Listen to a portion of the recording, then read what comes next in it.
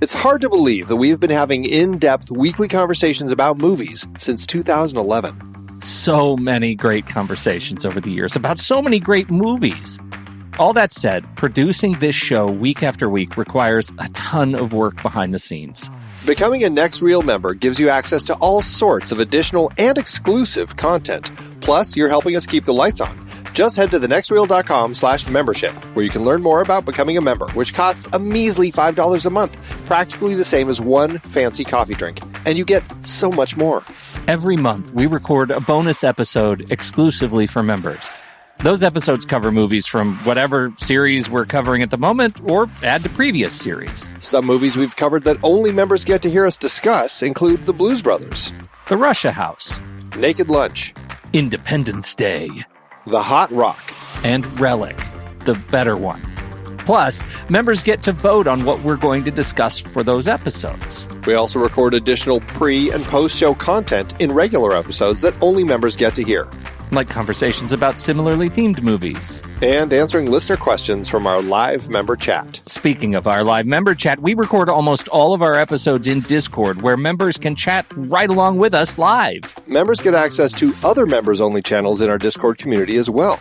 On top of all that, members get all episodes a full week earlier than everyone else in a private Next Reel feed just for them that includes all the shows in the Next Reel family. The Next Reel, the Film Board, movies we like, Sitting in the Dark, and more new projects on the way. To top it all off, members don't have to listen to ads. We've already eliminated those annoying, dynamically inserted ads that, let's face it, we all hated. We are listening to you. We love podcasting for a living, and those ads help to pay the bills. Now, we're counting on you, dear listener. We promise we aren't going back to those terrible, dynamically inserted ads that don't relate to us at all. All we ask is that you consider supporting the Next Reel family of podcasts with a membership. Again, it's $5 per month or $55 per year. Just head to thenextreel.com/membership. thenextreel.com/membership. Get your access to early, ad-free episodes with bonus content, member bonus episodes, and access to member channels and live streams in Discord by signing up today.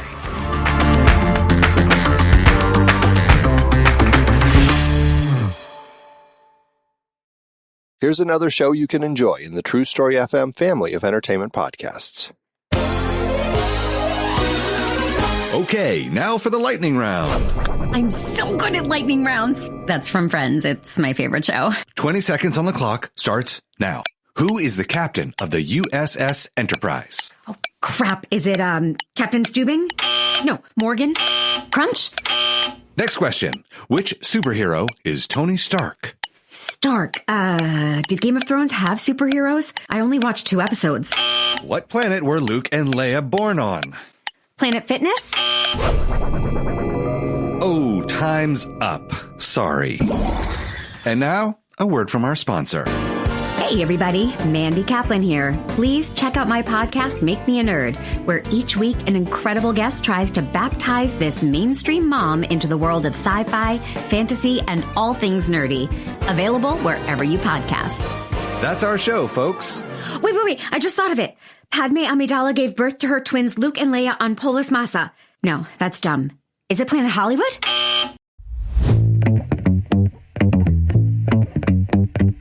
Welcome to the Next Reel's Movies We Like, part of the True Story FM Entertainment Podcast Network. I'm Andy Nelson. That over there is Pete Wright. Hi, I'm Pete Wright. On today's episode, we have invited Ross Riege to talk about Terrence Malick's 1998 film, The Thin Red Line, movie he likes.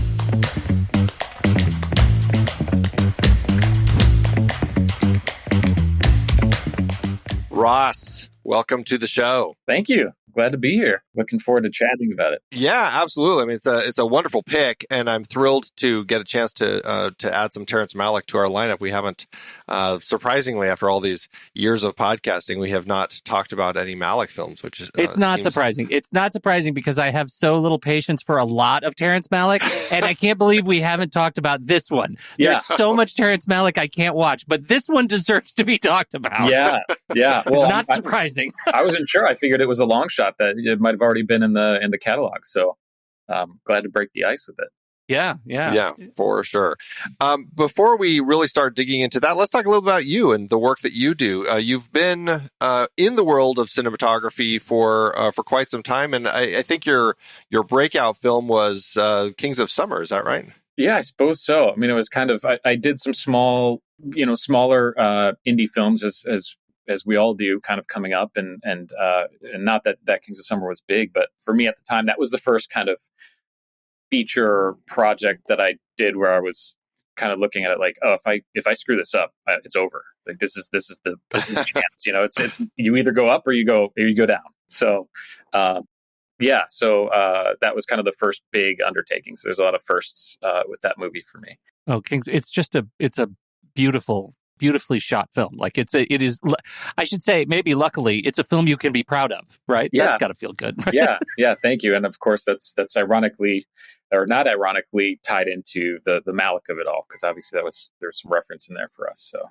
Well, I was going to say, because I mean, in the reviews of the film, Hollywood Reporter compared the quality of the filmmaking to that of Terrence Malick, which I think is funny and fitting, as you said, that we're going to be talking about it. So yeah, we'll take that compliment any day. Yeah, right. Yeah, no kidding. So talk a little bit about your career. Like, how did you get into cinematography? Kind of the journey that you've had to get to where you are today. I didn't grow up as a big film nerd. And, I spent most of my time in middle school, high school watching dumb comedies. I grew up on like Monty Python and Mel Brooks and then into, Tommy Boy, Dumb and Dumber and Happy Gilmore and all that. And then, but I was super interested in stop motion animation, claymation, Lego animation. And then in high school, a friend of mine and I, we were in a class that allowed us, instead of doing term papers, we could do a painting or do a video and so this is before YouTube time. So we're like, great. We pulled out our parents' handy cams and we started making videos instead of having to write papers, which was great. And part of the way we made it more interesting was we started building puppets and doing a lot of puppet based, recreations of the Black Death and stuff like that. And from there, both of us were kind of like, well, maybe we should study puppetry or something when we move, everybody's taking these tests and, maybe I'll be an architect. Maybe I'll get into finance. And he and I we sat our parents down. We were both like, we want to go to the University of Connecticut and get a bachelor's degree in puppetry, which they, to this day, I believe they still have. And our parents were like, well, so let me get this straight, Ross. Is the puppet an accountant or an attorney at any point? Can we refine that? That would have been a good adjustment where it's like, well, what if the character becomes that? Does that make it more legitimate? Right. But yeah, so both of us kind of pivoted into film, television, and try to learn more about those disciplines, which we clearly had a lot to learn as we both continued discovering. So I managed to get into film school at NYU and then realized I wasn't a director, was a terrible writer, enjoyed photography. And so kind of from there, I just kind of fell into it. There's a lot of people shooting material in film school and needing people to shoot it. So I have to know what is the lesson that told you were not all those other things? Man, well, the directing, I think right off the bat, I realized how much I didn't know from a technical standpoint. And then, kind of like I was saying before, when I first got to film school, I realized people were speaking languages way above and beyond anything that I understood. The people that were watching French New Wave stuff when they were 14 years old. And I was like, I'd never been exposed to that. So I just felt very out of my element there. But the one thing that I did kind of gravitate towards was all the still photo electives that I was taking. So I was in the darkroom all the time and I was like coming back, and anytime we talked about photography or cinematography, that was my wheelhouse. And so I just I took that fork in the road and everything was kind of behind me at that point. I think for me, it gave me, I consider that early enough for me that it gave me an opportunity to learn about editing, directing, all those other things that you still have to do in film school, to learn about that through the mindset of a cinematographer.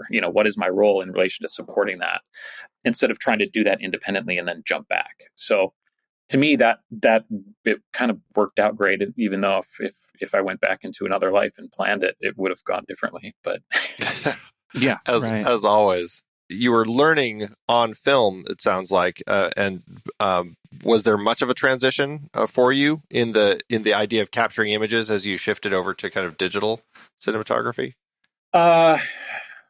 No, I mean, I think like for most people, it was in a lot of ways it made things easier to be able to see exactly what you're making, to a certain degree with technology. I mean, I've had that conversation many times with people. If we had DSLRs when I was in film school, how much different that would have made the experience for all of us, for better or for worse. I mean, there was still, I think the Canon XL2 was the big video camera at the time, which looked really cool from the outside. But nothing beats when you have the ability to just cut on the spot and shoot as much as you want. It would have changed for me personally a lot of the ways I would approach it. Like learning how much time it takes to do one splice on a Steenbeck. You realize how important 2 frames can be in the cut and the pace of a shot of an edit. So, right, yeah. So I think a lot of if we had access to all that stuff, I probably would have made a lot more stuff in film school and early on after. But it probably wouldn't have been any better. It probably would have been worse, to be honest. I know there are DPs who look at, every project's its own project, or every project's a project. You get behind the camera, you shoot what's on the script, you make it, as much of your own as you can. But I'm looking at your catalog, and it's kind of got some extraordinary swings, right? Like we talk about Kings of Summer to, The Catch, Raised by Wolves. You've got some Grey's Anatomy in there, but then we get into Walking Dead, World Beyond, like 11 episodes there.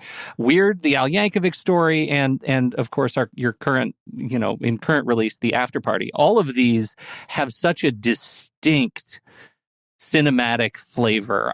How do you approach these tonally? Like, are you thinking about that when you put your eye up to the camera? Well, I mean, definitely everything's subjective with what you're working on, and I think for me, part of it, starts with the projects you choose. So, I mean, After Party is kind of an interesting example as an overarching, as you list everything off, because that in and of itself, what makes it so exciting to jump into in the beginning is that I see it as this opportunity to try so many different things. And I mean, I think a lot of people probably look at it this way, but for me, I feel like one of the biggest parts of our backbone as a filmmaker in any discipline is that you never stop learning things. It's wild to think that if anybody would call me experienced, that I've been around for a while, because I still feel so young. I work, I bring my keys on. I'm constantly, one of the first things I will tell a gaffer, a key grip, when I work with them is just, I'll tell you what I like, what kind of my tendencies are, what tools I like to have in the kit, but I want to try new stuff. I want you to show, when we're doing a day exterior with an overhead, what do you typically use? And let's look at it, and I find that if I'm not, at some point, if I stop trying to find new stuff, then I should start looking to do something different, I suppose. What do you think your reputation is with your keys? What would they say about you working with you?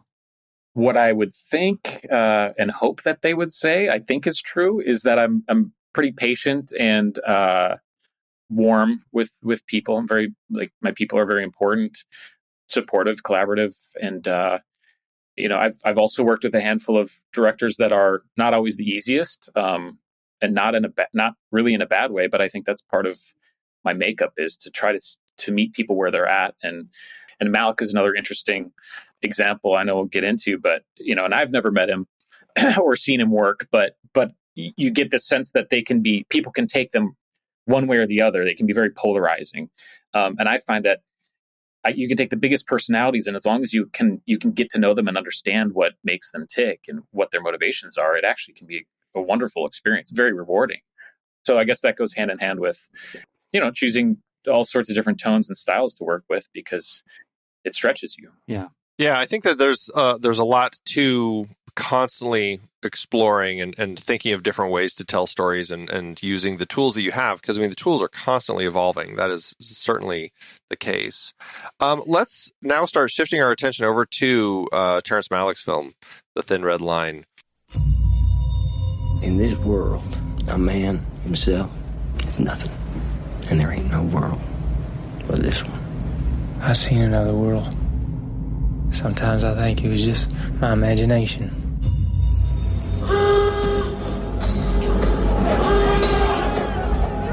If I go first, I'll wait for you there, on the other side of the dark waters. Why should I be afraid to die? I belong to you.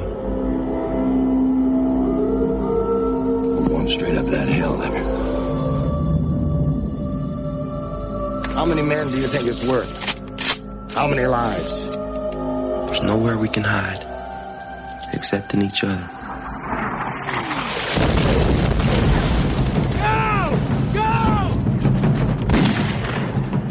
I killed a man. Worst thing you can do. Nobody can touch me for it. Make no difference who you are. No matter how much training you got, how tough a guy you might be, you're in the wrong spot at the wrong time, you're gonna get it. I want you to attack right now, with every man at your disposal. I've lived with these men, sir, for 2.5 years, and I will not order them all to their deaths. You know, a lot of people say it's the best contemporary war film that has been made, arguably. And Terrence Malick is certainly a director who gets some, a lot of praise and also a lot of people scratching their heads with the stuff that he does. And I think I know we're are you just trolling me right now? Like, I know you're talking about me, and you don't have to hide it. Well, I mean, before we start talking about the visuals, because I definitely want to talk about the visuals with you as a cinematographer, but I would love to start this conversation with Terrence Malick's use of voiceover, which has been such an ongoing element of his films right from the beginning that he's kind of introduced. And it's such a fascinating thing to hit this film, which, it was based on a book. It's previously been made that I think it's probably, I haven't seen it, but my guess is it's probably a lot more straightforward of an adaptation of the story. And here we are coming to this one, which definitely tells the story, but also has this very pensive look at each of the characters and kind of their internal thoughts and everything as they're going through this war. So in the scope of this type of storytelling, I mean, what does it bring to the table for you, Ross? I think it goes hand in hand right away with the kind of meditative quality of his work.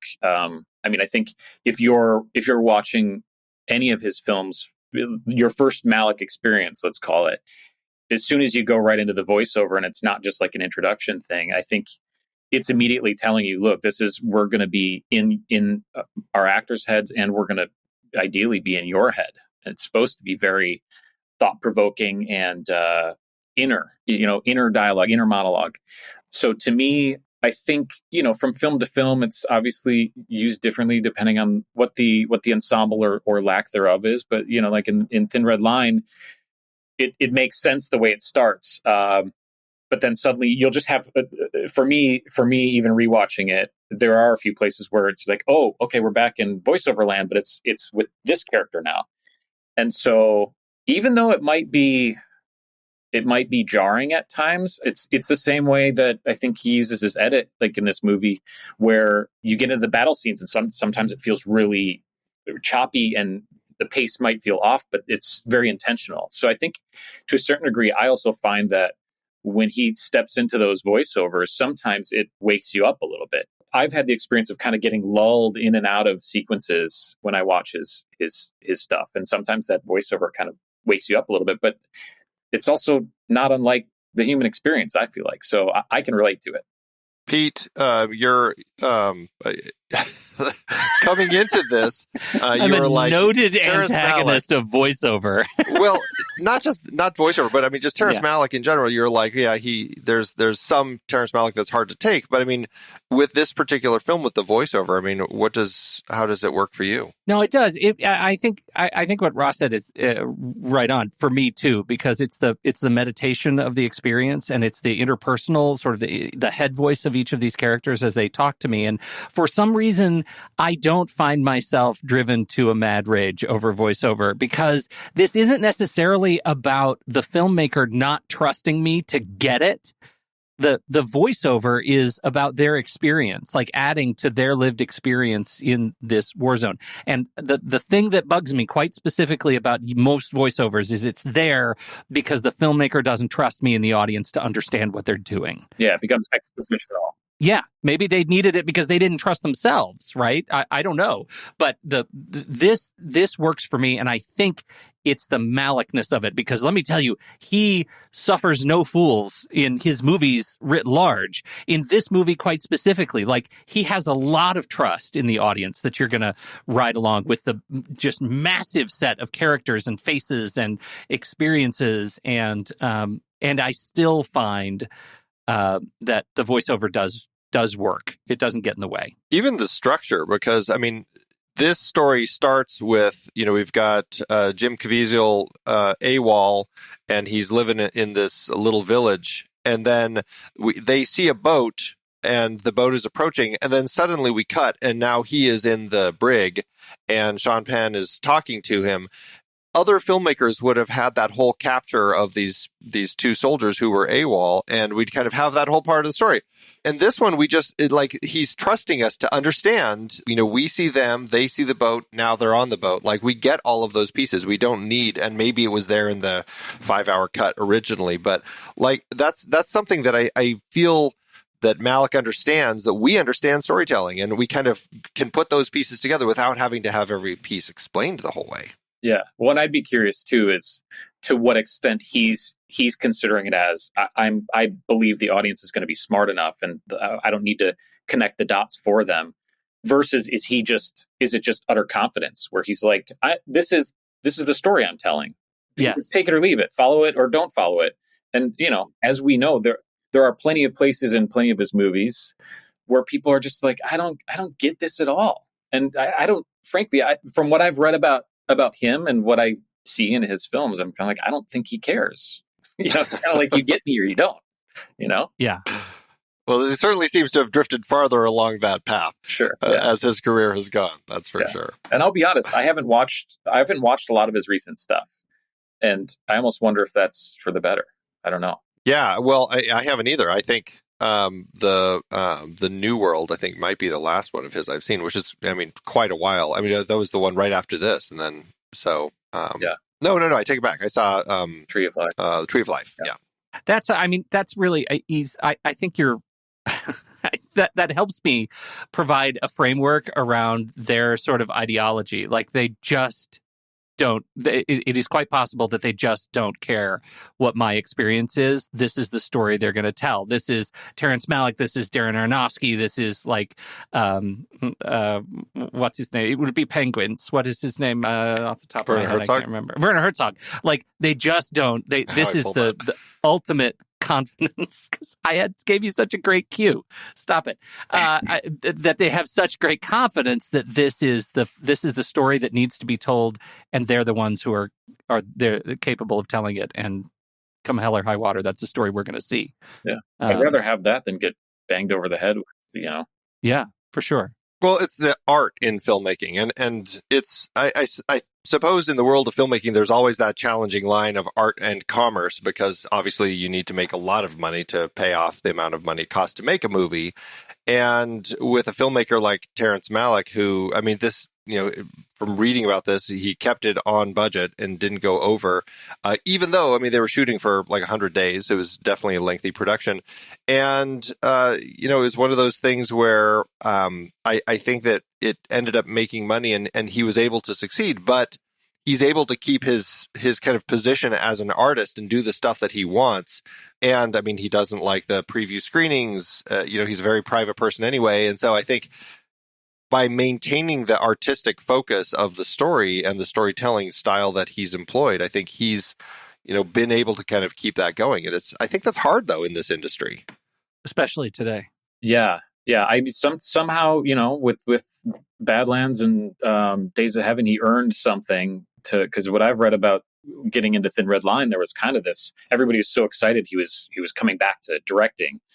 And I think it seems like there was this kind of willingness for a lot of people to give him more room than even in the late 90s, they were giving most directors, I think. And as far as I'd be curious how he worked his diplomacy during the process, when you have producers over your shoulders being like, well, what are we doing today? How come we're not shooting the scene that was on the schedule? I don't even know if his schedule works that way. So there's a certain amount of like as DPs, the story, between film and digital is like as soon as we changed from film to digital, one of the things that started to go away was that kind of magician implicit trust that you have in a DP, that you're like, well, I don't know exactly what it's going to turn out like. I'm seeing a tap, a black and white tap or whatever. But I trust the person that I hired to do the project. And so now we've gotten into this, 4K monitors with the full gamut, and everybody's looking at, you're on a commercial and people are like, well, what is that? What is that little, it's slightly, that red feels a little yellow. And you're like, well, let's not get too buried in that. So he has been able to maintain that kind of trust, or at least kind of the protective barrier to be able to work the way he likes to work, which is great. Yeah, and I suppose there's a little bit of that element of like the filmmakers of old, like John Huston, who is like, I'm going to go shoot on location because I know the producers aren't going to want to come follow me there. And and here Malick is doing this thing, filming in the rainforest in Australia, and I imagine that the producers were, I don't know, I don't know any of the stories, but there is that line that they're probably like, I'm sure he's got it. Yeah. Just like that going. I mean, when you deliver, people argue. Absolutely. I gotta, okay, it's a Rube question. It's a practical question. It's the practicalities of shooting a movie like this, because the thing that strikes me so deeply about this movie as I'm watching it last night was, first of all, they're shooting super close to people crawling through grass in waving fields of grass on a hillside moving up to this embankment, right? They were there shooting for 6 months. Or as you said, 100 days or whatever. The Battle of Guadalcanal was 6 months. What? How far you shoot that? Like, I saw not a single sign of trampled grass, trampled under camera rails. Like, what are you thinking as you watch this movie? Do you ever find yourself looking at it and saying, I wonder how they did that? 100%. I do remember reading the American Cinematographer article about it. And I know one thing they did, which now I can't not think about when watching it, is they used an Aquila, like super long crane called the Aquila. And they would do these, basically use it as just a dolly that wouldn't touch anything. And it would still have an arc, but that enabled them to get past that inevitable thing. I mean, I've been on sets in small fields, and no matter how many disclaimers you give a crew, stuff gets trampled like immediately. Yeah. So, I think, I mean, this stuff is just pristine for the first half of the movie. It is pristine. Yeah. Yeah. And it's such an important element too, that the blowing of that tall grass is such a huge lyrical piece of the puzzle. So, but scouting, of course, and I know they still use a lot of Steadicam, a lot of handheld stuff. But yeah, you any of those moments where you're hunkered down in the grass with a soldier, and they're like, there's this one moment where one of the guys is like touching a leaf, and the leaf curls up, and it's interesting to have that perspective that was how the war was fought there. They were just buried in the dirt, but filming any of those moments, you're carving out. It's like, where are the apple boxes go, and the Fernie pads, and but an assistant needs to be next to you. So I'm sure part of that is also just the way Malick works is probably a lot more low profile, would be my guess. But in terms of equipment, I know that, like, that crane, I've never worked with it, but to me was probably the most critical creative solution that they came up with, which was great. Yeah, really fascinating. Well, let's take a step back a little bit. We kind of jumped in with some specifics, but what is the reason? What is it that you love so much about this film, and the reason that you picked it to talk about today? Well, obviously my roots and reference with Kings of Summer was a Malick thing, and the first movie I was really involved in when I moved out to LA, and this was actually before I even had a place in Los Angeles, was a friend of mine who, straight out of film school, was his first movie that was called Redland. My friend that I was telling you guys about with the puppetry and everything, he was a classmate of his. And so my friend was tasked with doing all the second unit. We were shooting up by Arcata in Humboldt, and period piece. And that reference was 100% Malick, Badlands, Days of Heaven. And I hadn't seen the movies at the time. And so that was like accompanying my first trip out to California to work on a project, shooting 35 anamorphic. I was watching all this Malick stuff and I was like, what is this? You know, and my job being go shoot second unit. And it was a very open-ended, like shooting elk grazing in the morning. So my friend and I would wake up at 4 and we would shoot for the first 3 hours of the day. We'd go nap in the middle of the day, you know, unless we needed to come join the main unit. And then we would go shoot at sunset. It was kind of a dream job. You know, here's a couple thousand feet of film, go drive around and discover stuff. And, you know, a handful of stuff we shot is in the movie. And then the rest of it is just this fantastic memory. And so I think just in my filmmaking DNA, I've just like always responded to that kind of dream idea of going out into nature and just shooting the most beautiful stuff you can. And ironically, in Kings of Summer, as much as I got to do some of that, we hired a friend who's an operator / DP at the time, who's since blown up and he's in his own DP world, Mike Berlucci. And he was like, we would send him out and just be like, oh, go shoot. We're shooting single camera right now. Go shoot nature stuff. And there's a lot of nature stuff without actors in it in Kings of Summer that he just was out like running, gunning on his own, which was great. That's fantastic. So he got to steal that dream from me. Yeah, I was like, just always fail at the job you don't want, man. Yeah, exactly. John Toll is the cinematographer on this particular film. And I mean, let's talk a little bit about the cinematography and especially the blending of the natural world and war. And I think that's something that definitely is another attraction that Malick clearly has in the projects that he's made. But just the cinematography, just watching some of the shots of like the sunlight kind of dapple coming down through the leaves with the camera like pointed straight up, or just all the nature. Like there's so many animals, like the creatures, the flora and fauna that he's kind of got, and people's interactions with them. I mean, just talking about what you were just saying about kind of this going out and capturing this sort of footage. I mean, you know, how does it work for you in this film and the way that Malick's using it?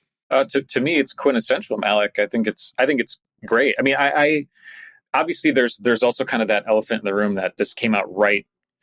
What is it, after Saving Private Ryan? Yeah, right after. And which I'm a huge fan of that film as well. But they're very different takes on a very similar subject, and I enjoy them both in different ways. In this sense, I think it helps push the divide between the intimate experience you're having with the soldiers themselves and the world that they're in. There's this kind of like, it's such a beautiful environment. I think the statement about it's such a beautiful world. And you have the villagers too, which are kind of this peaceful tribe that you're introduced to. And then right next to it is you're jarred out of it by this kind of brutality and the kind of like animal side of man, the dark animal side of man in war. And so that's the way I read into it. And so I think if you're going to make a kind of a contemplative story where you're just with the soldiers and having their experience, I think you need to have that breadth of what the environment is like without having to include them all the time. So to me, it's you know what I would expect and what I enjoy about his films. But but I think part of the reason why I have a soft spot for it is because I also understand how challenging it can be to be able to get that stuff practically in production. You know, I've done jobs where it's been a priority, and I've done other jobs where it's like it would be great to get it if we could. And unless it's like you really have a plan, it is so hard to prioritize those serendipitous moments where the sun is hitting just right. And you're like I read a story. I was reading some articles this last weekend, and I read a story. An actor was saying something about, you know, we were prepping this big sequence, and they have airplanes. They're queuing the airplanes to take off, and we're all dirty. We're all crouched down and stuff. And then right before we started, he said action. He looked over and he told John Toll, he said, "Oh, look, there's a red-tailed eagle." And then they like flipped the camera over and started shooting this eagle flying around while there's like airplanes like resetting. And he said, "That's Malick." Yeah. And so, but that's like, to me, is a great example of if you're not a slave to if nature offers you something in the moment. Yeah. And you're not willing to kind of set everything aside. And I can't even imagine the balls to just be like, you know what, hold on, everybody else, pause for a second.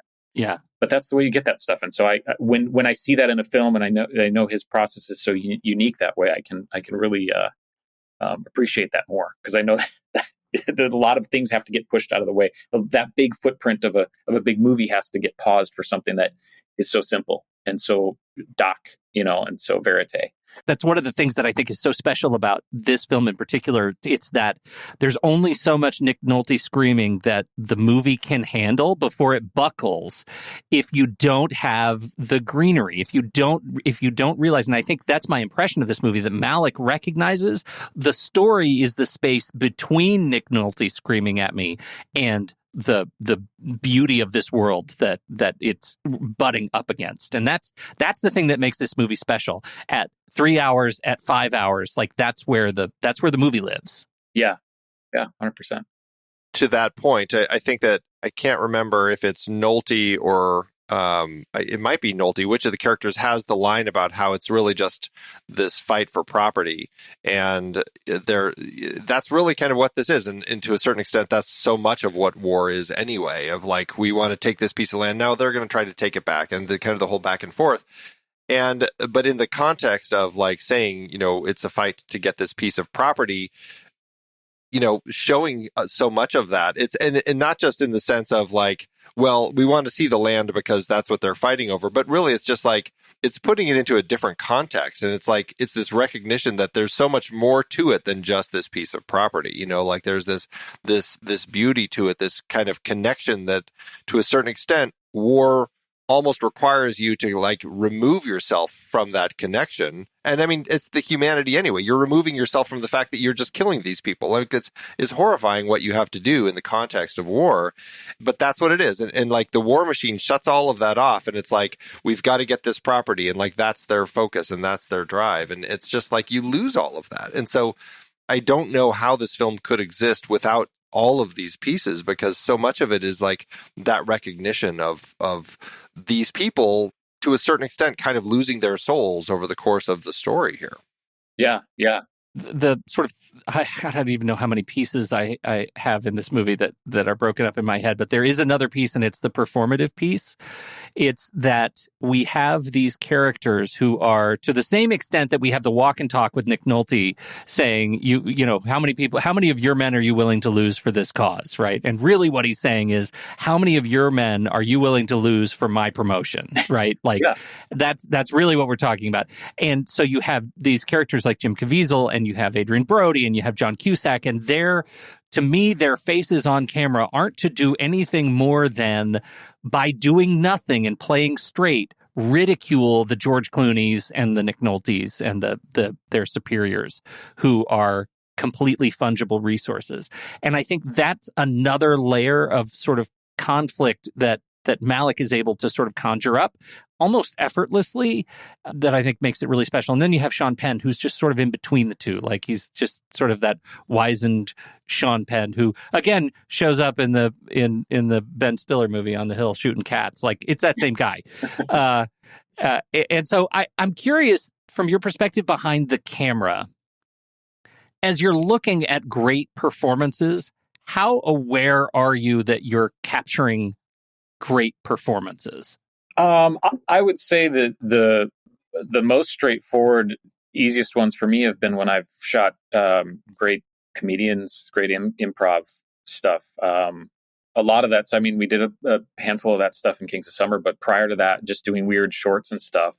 When you're going off script, because obviously you know what's happening with the script, and I think in comedy, when you start going off script, or when people are starting to riff and you see it take a new life, to me, that's one of those things that's very, very quickly is like, you're hoping all this stuff can stay in the cut at that point, when you're trying to compose yourself laughing behind the camera because things so unexpected are coming out. But I think in terms of dramatic stuff, I think I've gotten to moments a few times where we're shooting something, and often it's a director who you see a rhythm happening, you see somebody building to something, and there's a kind of like a hush. In my experience, there's kind of a hush over the room, and everything becomes very kind of tender, and everybody's supporting that moment, and the director comes in, gives a quick note, or just resets it, And at that moment, it's like it kind of feels like the heat is on. And suddenly I feel like I'm in a stadium with 1,000 people looking at me being like, don't like, I'm like, oh, what if I accidentally bump the camera in the middle of this? I feel like I will ruin, like the State of the Union address or something. So I think there are just some kind of instinctual moments where you're suddenly like, I think I'm in the presence of something really special right now, and that's not to say, obviously, everything we do is a wonderful opportunity. We're always working around these incredibly talented people, but yeah, there are some times where you're like, even I don't know how a performer would feel, but there's got to be points where they're like, wow, I'm really feeling this right now, and when you're around that, it's that's nice because I think everybody feels it, in a different way. That's got to be a really interesting perspective on a Malick film. Like, I can't imagine. Obviously, all of the voiceover stuff, I shouldn't say obviously, but I'm assuming that all of that stuff he records after production. I mean, it's possible he records some of it beforehand, but there's different methods. But just the idea of filming just the story. I mean, everybody's here just kind of capturing the essence of the story.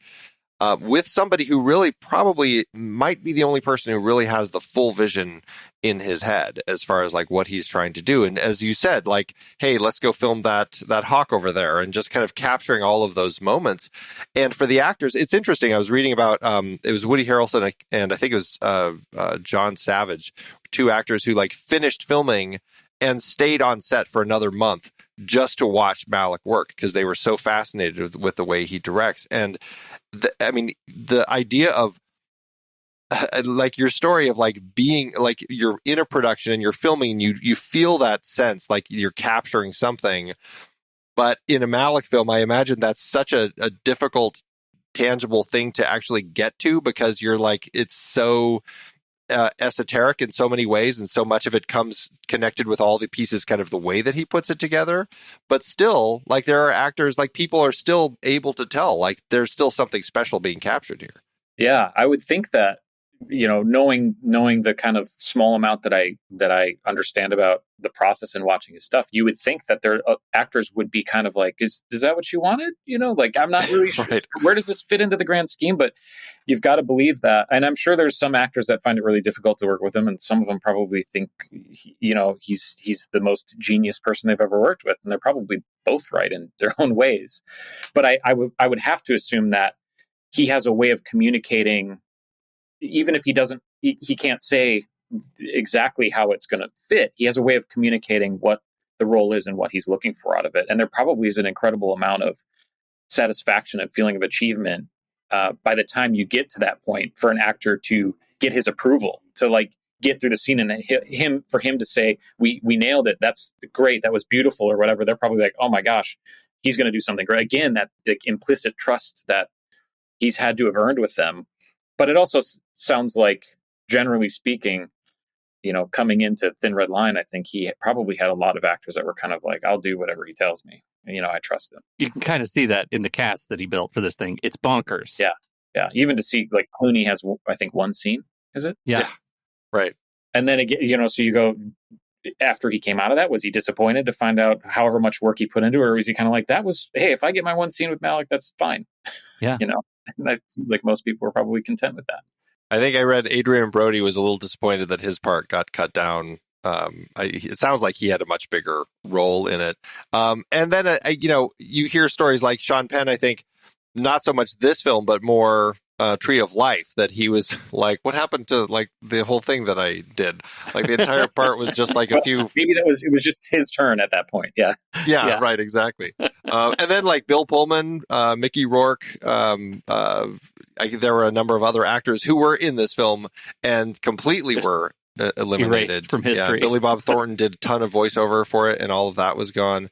But I think that speaks again to what Malick is trying to capture here, because unlike other filmmakers who's like, this is the story, this is the plot, we're going to capture this and put it on film and craft a really excellent film. And there are plenty of amazing films that are made that way. But I think with Malick, there is something that he's trying to reach for. And I think it's less about, I mean, there definitely is a story here. We're watching the story of them trying to take this hill in Guadalcanal and the whole thing with property and everything. But to a certain extent, it's less about that and more about like what it does to these people as they're going through this process. Yeah. It's an interesting way to look at it, Andy. It's like you hear when you talk to sculptors who are like, oh, I see the marble and then the shape emerges from it. Whatever. I don't know how that works. That's not how my mind works. But that's kind of how I think Malick sees film. Like, he's still shaping the entirety of the story all the way to the final edit, right? Like, he's okay making those cuts because it's all right. He had the whole block of marble, and that block of marble included Mickey Rourke and Billy Bob Thornton and all of that. The thing that interests me so much is like he's such a hands-on director, and the act of taking what you shoot and then crafting the final story out of it, that's such an interesting gift in this industry. You have like Soderbergh, you have like these people who are holding the camera and then taking it and directing and taking that material and going and doing this other thing. I'm curious your perspective, Ross, on like you seem to have such a natural ability to shoot a thing and then walk away. I think before we started, you were talking about that you haven't actually seen the third episode of The After Party in black and white, which is a nod on film noir.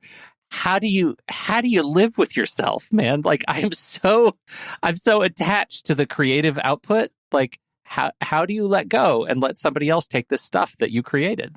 Yeah, I mean, part of it is trusting all the people you're working with, which sometimes it takes projects to build up. But I was actually able to spend more time in color on After Party than I have on many, if not all, of my other TV projects.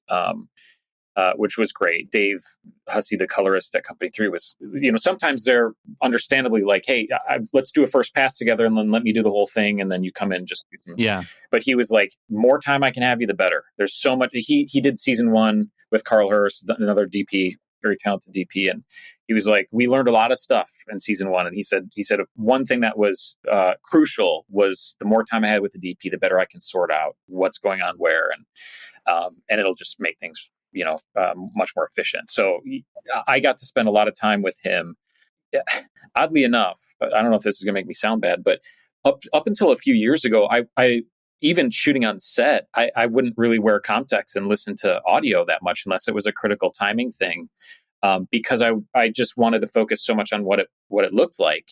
I've since changed my tune on that, but in a weird way, I think it helps me be more comfortable when I go through color, because we're rarely ever listening with sound, so you watch through a scene or watch through a few cuts when you're adjusting color, and that's it. And so I see it piecemeal, but I never see the whole thing. And there's something really nice about, holding myself off. So when it comes out, or when I go to the first screening, that's when you see all the components come together. You hear the score underneath it and you see everything. And you're like, wow, if I liked how it looked without any of those other elements, then it can only get that much better. But at least it's not, hey, was I even involved in this project? Yeah, exactly. To that end, can you real quick, just for our listeners, describe a little bit about the color process? And because this is after you've shot the film, you're coming in and it involves your role a little bit in the kind of the post-production process. Yeah. And of course it varies, but you generally will have a what's called a LUT, a lookup table, that is kind of like I describe it as a digital film stock. It's a digital filter, if you will, that you've loaded into the camera to interpret what it's seeing, to push it in a certain direction. And then through that filter, you will then, on top of it, you're using different lenses, you're using different filters, but you'll also use what's a CDL, which I think stands for color decision list. But it's an additional layer of color settings, tweaks that you're doing to it. And then that gets sent down to post. And then they'll do a rough edit with all that, so it looks somewhat like you want it to look later. And then once the cut gets locked, typically you'll go in and sit with the colorist and do final color pass and really refine it. It's an industry that has really kind of grown, the whole coloring side of things, really kind of since, I don't know, my brain always pins 2000 when it was the Coen brothers did Oh Brother Where Art Thou, that really kind of turned that whole thing. So Malick and John Toll probably were still doing some work on the color in post, but it was nowhere near the level that it's it's grown into these days. Yeah, big time. And I know even on, they were shooting film and they were still in the world of choosing your print stock, that, not only your shooting stocks, but then, when we print out, here's different options to what we print to and how it's going to affect the look of the film, and they're still doing color grades on top of that, but there's much more chemical analog stuff going on in that than, and I don't know how deep into effects they get. I feel like a lot of, like when you see an airplane flying overhead, almost always now it's like, well, why we'll just do that, and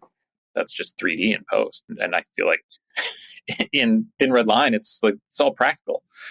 Right. So yeah, it's definitely become. I mean, the DI. I think people still call it a DI, digital intermediate, but I think that came from the film days where it was like, okay, we're going to scan this all, we're going to do some digital work on it, and then put it back out to film. Put it back. Now it's just, you can call it a DI, but it is digital because you're shooting digital, and now it's just, every time I go into the bay, it's like, oh, the new release of Resolve or whatever software, Luster or whatever they're using. Now it automatically tracks every face in the frame, and it'll recognize which character it is. And if you're like, number 3 on the call sheet always has we're always going to add a little bit of diffusion to the highlights. It'll, like, when it ingests the footage, it'll already give you the base of what you're doing. So it's wild.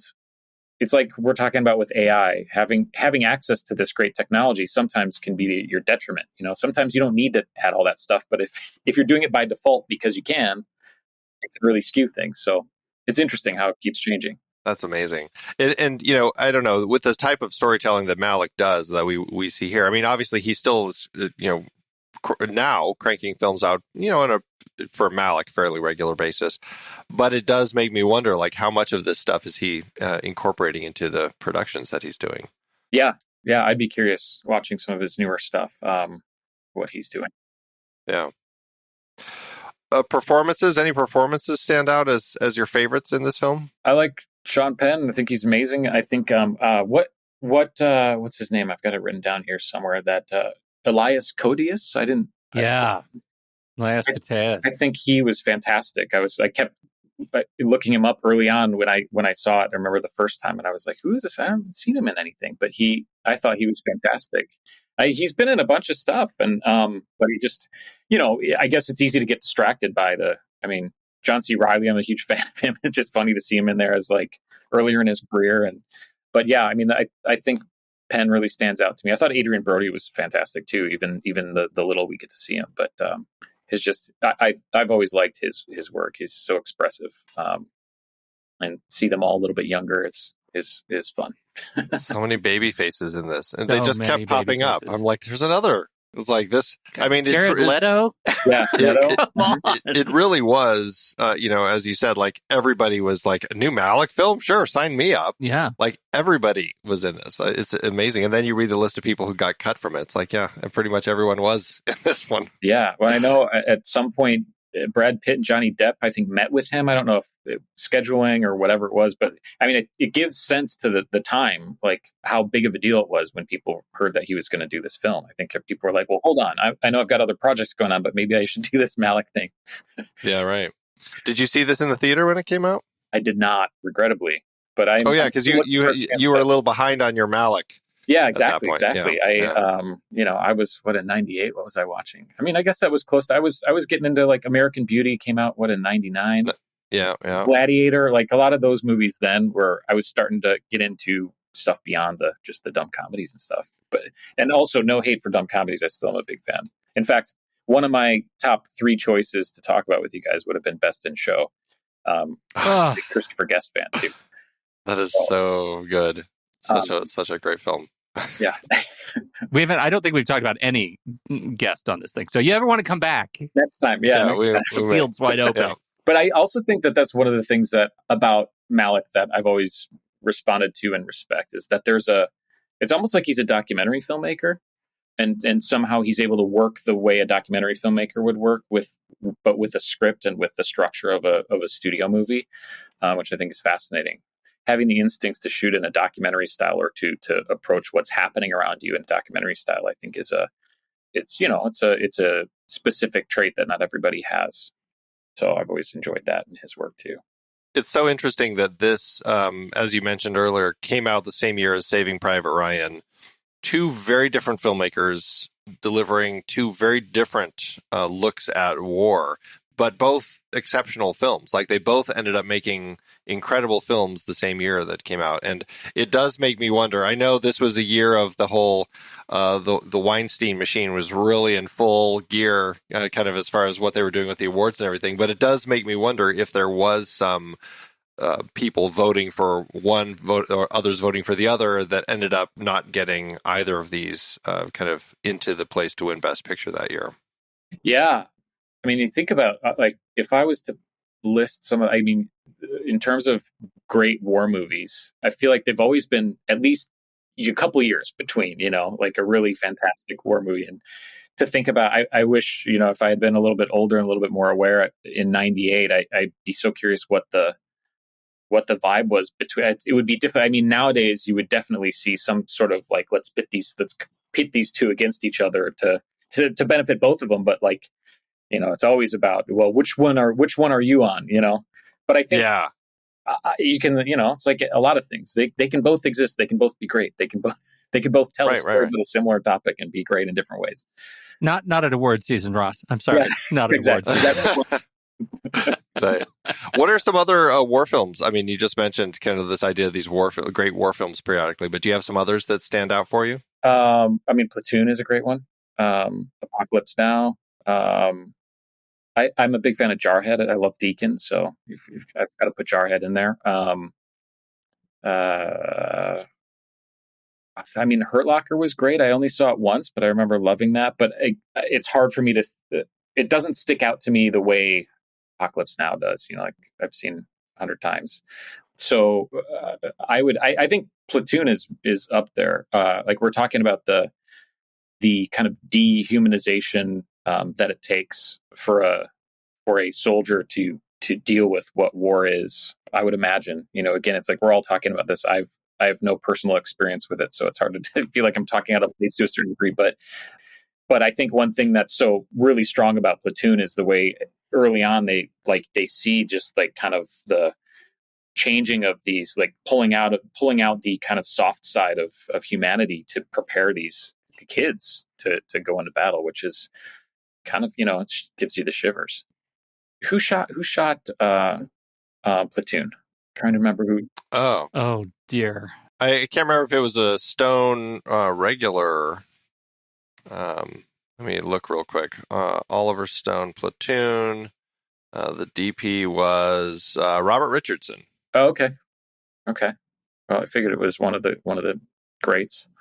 Yeah, yeah. He did Salvador, this, Wall Street, Born on the 4th of July, The Doors, JFK, Heaven and Earth, Nixon, U-Turn, and it looks like that was about when that was the last time he worked with him. So, but that was a good run of working with Stone. Yeah. Well, and then he went to Tarantino, which is not a bad movie either. Yeah, not a bad movie. Right. No kidding. But after Platoon was Full Metal Jacket.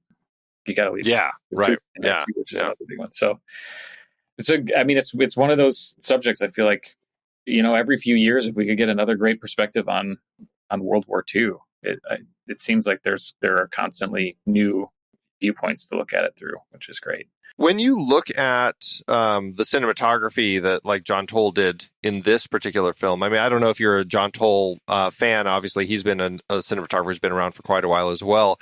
But I mean, does this stand out as like, oh, this is a John Toll film? I can tell by the look, or is it more? Does Malick's kind of tone come through more? How do you see the cinematography for this? For me, Malick's tone comes through. I feel like. I mean, Chivo's done a lot of his more recent stuff, but I feel like you could be the heaviest-handed cinematographer, and I feel like Malick's films are going to look like Malick's films. So, and I'm a fan of Toll for sure, but I don't. It's hard for me to ascribe a signature to him versus that. I mean, like you said, the New World was his next movie, and I think that was the first one that Lebesky shot with him, right? Yeah, it wasn't. This was the only one that Toll shot with him. Yeah, and so part of me goes.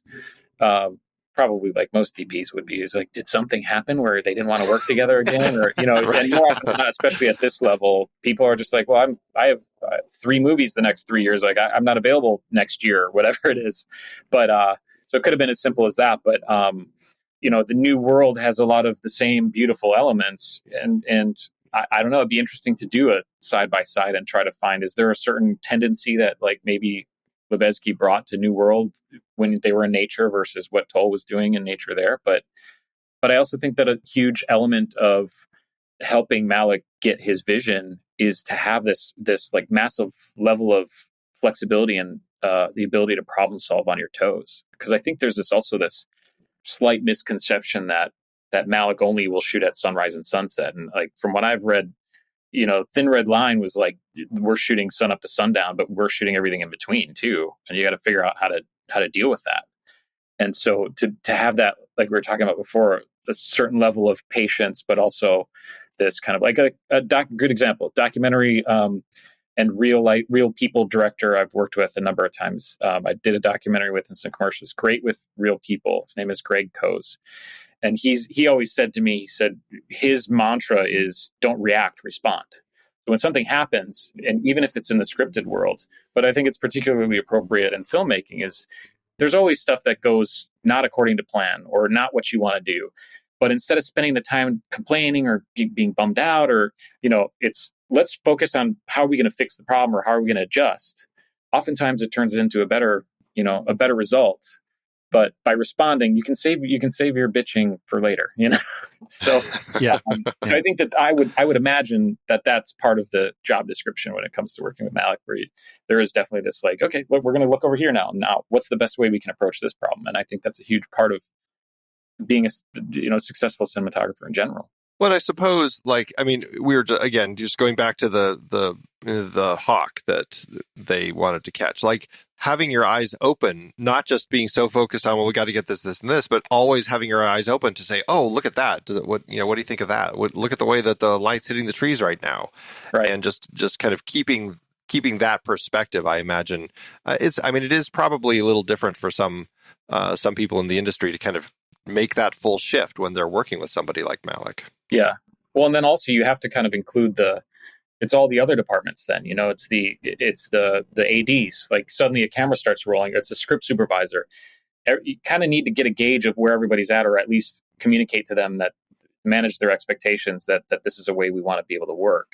And I'd be curious, on Malick's sets, does he do it at any given point, or is it a very kind of like, oh, we're seeing this, okay, everybody, let's, like quiet, let's roll camera? Is it a process thing, or is it more of a loose, there's a lot of, like when I work with Jordan that I did Kings of Summer with, and we just did this pilot together, a lot of people use the term 50-50, where you could be on set with actors and you see something cool happening. Somebody's off in the corner, like thinking to themselves, you're like, oh, that's just a cool moment. It has nothing to do with the script or whatever. And you want an operator to shoot it. Well, they're doing makeup on somebody else. You yell out 50-50. In our case, for whatever reason, we developed the word bratwurst was our bratwurst. So if you say cinematographer safe word. and so, yeah, exactly. And so that was a thing. And if there be people like sound people, if they don't know, it's great if they can kind of sneak over and pick up some stuff too. Yeah, right. But it's like you want to have a synergy so people support that, because it can also go the other way where you just shoot it. Even if the director's like, I'll point the camera, I'll operate it. If wardrobe is like, well, what is this costume appropriate for which shoot day is this? What? And people can get bent out of shape if they're not part of the conversation, and reasonably so. So you want to be able to alleviate people's concerns. Where it's like, we're not going to get upset with you for not doing your job. This is going to be a piece that we don't know what part of the puzzle it is, and I think that's a very Malickian thing to be like, I'm not sure where I'm going to put it, but it's beautiful, and I'm going to shoot it, and that's it. I imagine that this would actually be something interesting to look at. The assistant direction team that he has, like, has that been consistent? Like, has he found a team around? Because that's the team that really does have to manage, like, keep all these different departments informed as to what they're doing, how they're structuring all this. I imagine that's a lot of work for that team to constantly be shifting. That's a good point. I'd be curious to know if he has one team that he kind of. You would think if he does one project and it works well and they know him, he doesn't want to have to start over. Right. Yeah. And I would think too, there is something that when you have a great AD team that understands the director can just focus on the one thing that they need to focus on. And you have they're kind of walking in a bubble ahead of them, communicating to everybody and taking care of everything so everybody already understands. And it makes a major difference. So yeah, that's a good question. Yeah, interesting.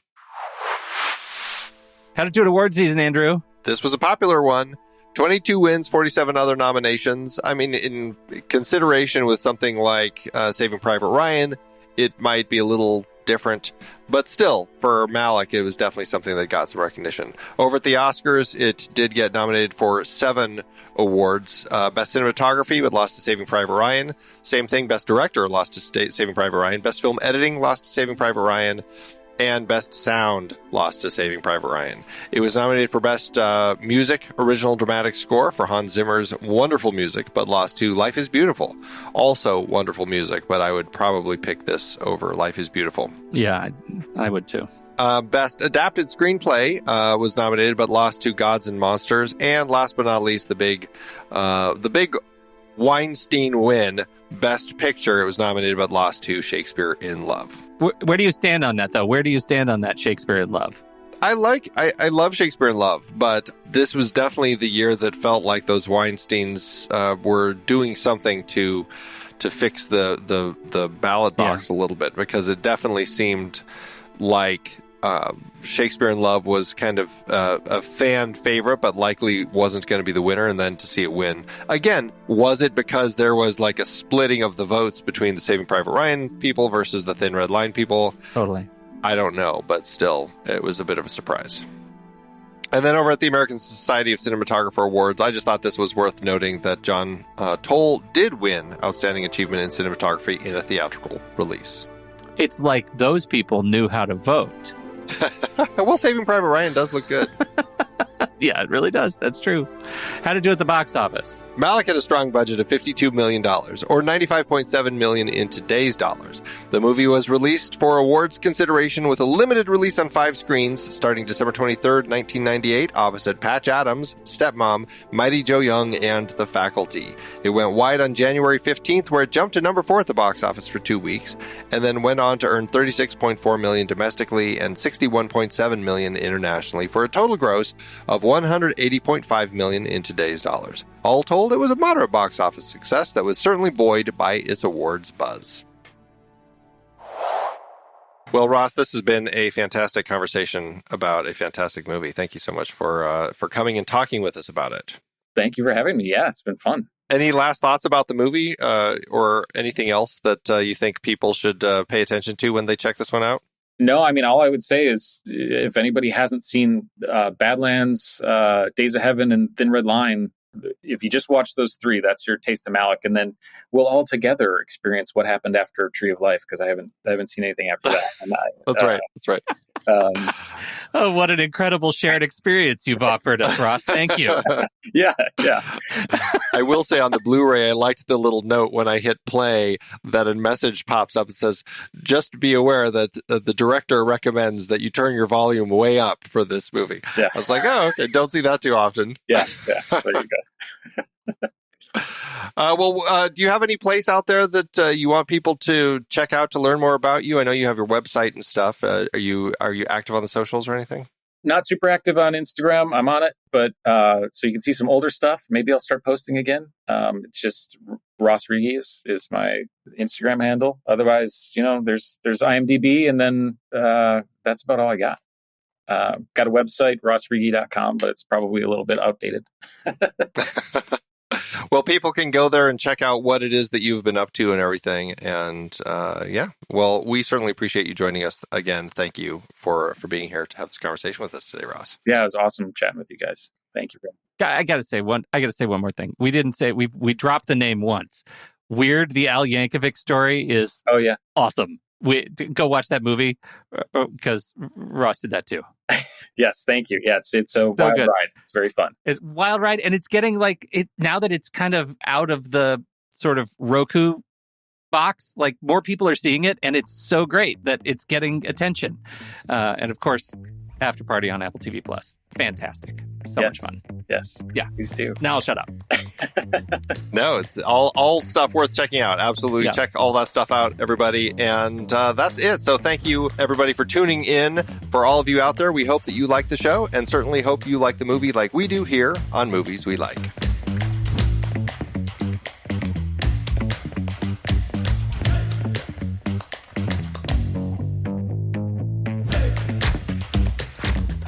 The Next Reel Presents Movies We Like is part of the True Story FM Entertainment Podcast Network. The music is Chunk Clap by Out of Flux. Find the show at truestory.fm and follow us on Facebook, Twitter, Instagram, and Letterboxd at The Next Reel. And remember, if your podcast app allows ratings and reviews, we always appreciate it if you drop one in there for us. See you next time.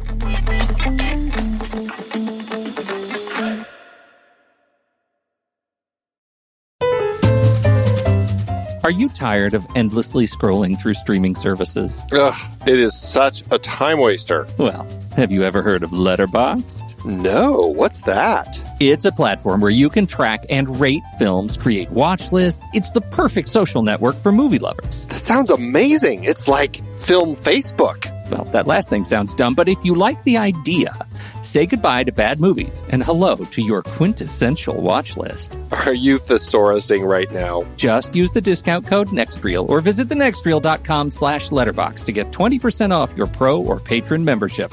And that works for renewals as well. Awesome. I am definitely signing up for a patron membership today. Great. Start curating your movie collection with Letterboxd.